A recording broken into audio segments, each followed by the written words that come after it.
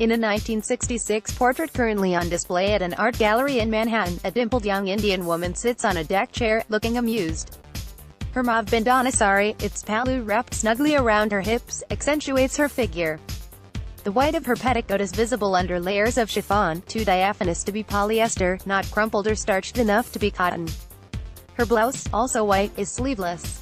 Bollywood heroines started wearing sleeveless blouses in the 1960s, so she must have been quite fashionable.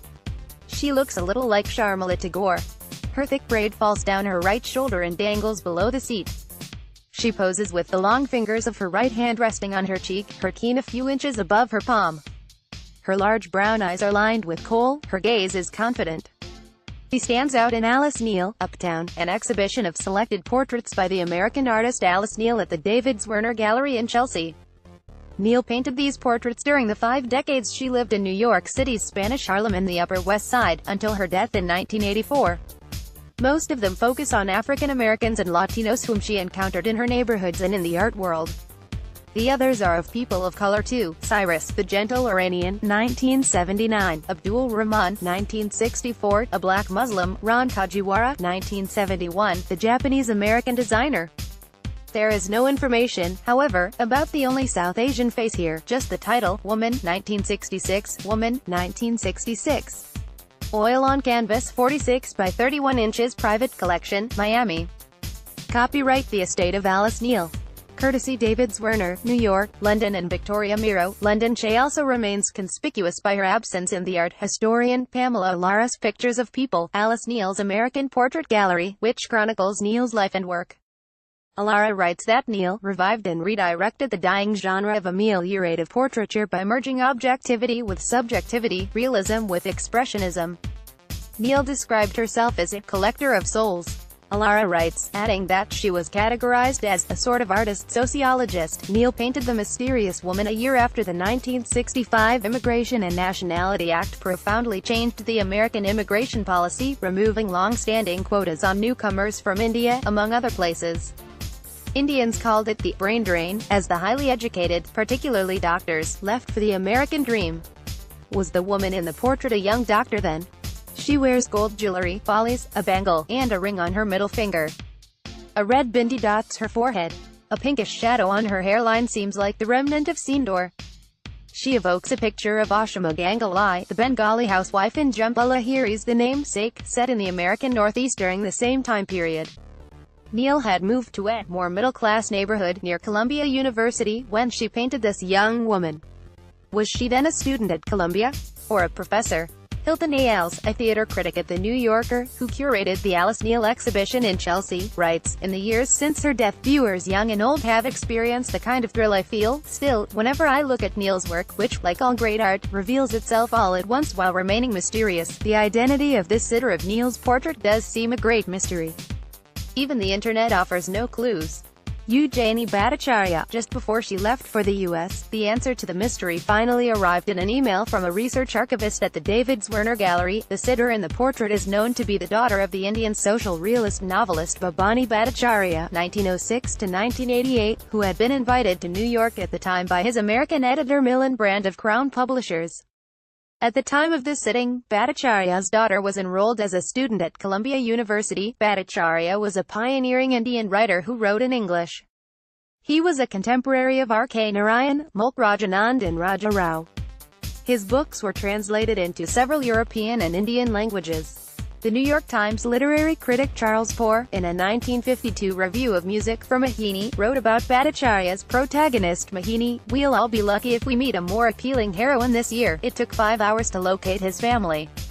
Their names are not in any academic paper, news clipping or obituaries about Bhattacharya, who spent the last 2 decades of his life in the U.S. His 2 daughters and a son are mentioned in a small 1988 funeral notice in the St. Louis Post-Dispatch, a local Missouri newspaper. Surviving are his wife, Salila Bhattacharya, a son, Dr. Arjun Bhattacharya of Laddu, 2 daughters, Eugenie Kondaria of Ann Arbor, Michigan, and Indrani Mukherjee of Calcutta, India, and 6 grandchildren. Eugenie Bhattacharya in 1967, Eugenie Kondaria of Ann Arbor, Michigan, avoids all calls from phone numbers she doesn't recognize. She is particularly bothered by a caller who leaves a morbid message: "Pick up the phone or you'll die." She ignores the first message left on her voicemail asking for an interview, but answers the phone in the middle of the second. Khandaria, now in her 70s, remembers when the portrait was made, but the details are hazy. She remembers the artist, but not quite. She said, "Would you like me to? I didn't even know who she was, she made a portrait of me." Khandaria speaks in fragments, then stops mid-sentence, gathers her thoughts and asks, "So tell me a little bit more. This is some famous gallery? What's her name again?" 51 years ago, Eugenie Bhattacharya came to America on a scholarship to attend the University of Michigan. She never went to Columbia, the gallery had the information wrong. Before starting graduate school, she spent a week in New York City, where she lived with the family of her father's friend and publisher Milan Brand. "I was terribly homesick and wanted to go back to India the same day that I landed in New York," she said.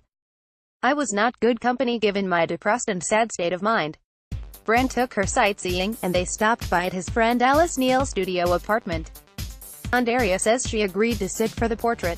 "Since I was lonely and homesick, I thought this was a good opportunity to be left alone without having to act friendly." When she met her now husband Sharad Khandaria in college, she remembers telling him about the lady who drew a portrait of me. "And that's all. That was the end of the conversation, it never came up again," she said. "She didn't even think about it, I just thought she was a local artist," she said.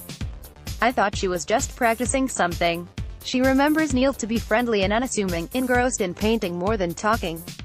She sat for Neil for about 7 hours and was pleased by the finished portrait, "But my thoughts were elsewhere. I was more concerned about how I would survive in Ann Arbor where I knew nobody and had no help." She wondered whether her portrait can be shown in public without her permission. She said she never heard from Neil again. She tried to remember if Neil sent her a picture of the painting. It was so long ago. It takes her a few minutes to get her bearings. "Oh, so you're going to be writing about the portrait," she said, with a nervous laugh.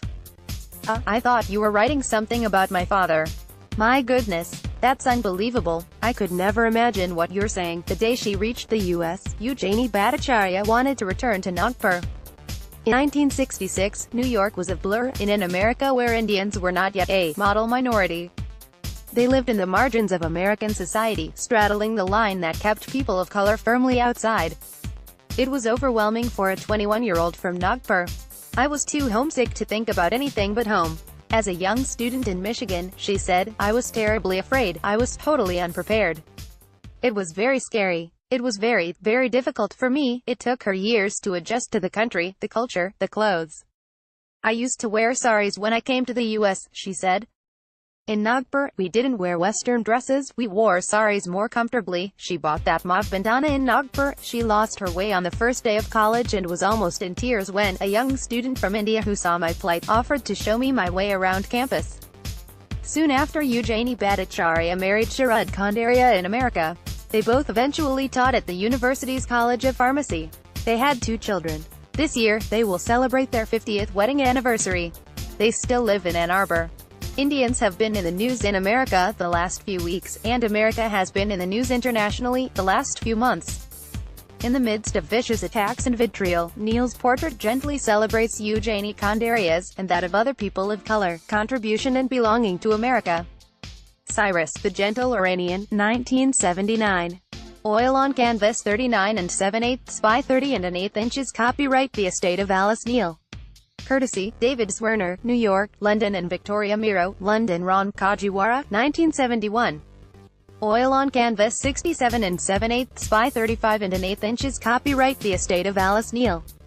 Courtesy, David Swerner, New York, London and Victoria Miro, London. Alice Neal, Uptown was on display at the David Swerner Gallery, New York City, till April 22.